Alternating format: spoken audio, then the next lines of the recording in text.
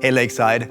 During this season, we're leaning in with Jesus together, and we're doing this by reading together and thinking together about Paul's letter to the Philippians.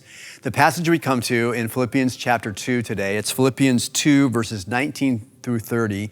It's a section that's longer than I'll read for us in this video, but it's a section that, if truth be told, it would be the kind of passage that sometimes I would skip if I'm in a hurry in the Bible, because it's a personal note.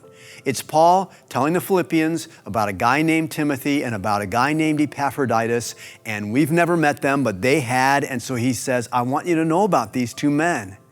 So, although I would sometimes maybe want to skip it, I've learned not to, because this is so crucial for us to understand. So first of all, he talks about Timothy, and he says, of Timothy, I have no one else, like none of his workers, none of his partners, I have no one else of kindred spirit who will genuinely be concerned for your welfare.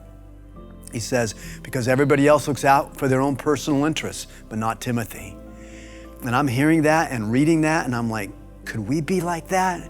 Could I be like that to someone else where I'm genuinely concerned for the interests of others? That's what I want to be. And then he comes to the second man named Epaphroditus. Epaphroditus was from Philippi. He was a Philippian. But the Philippians had sent an offering to Paul, and they sent that offering by way or by the hand of Epaphroditus. And now Paul's sending this letter back to the Philippians, and he sends it by the hand of Epaphroditus. And he says of him, he says, he genuinely looks out for you. When you sent an offering, he carried it to me, and he was fully faithful in that duty. As I send him back with this letter, he is fully faithful to you, looking out for your interests, not for his own. And Paul says, in fact, he risked his life trying to fulfill the offering that the Philippians had made on behalf of Paul.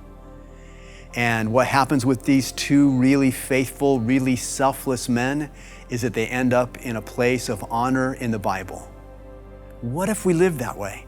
These days, this season, what if we lived that way and we said, I'm just going to give my life to others. I'm going to live my life in the service of others.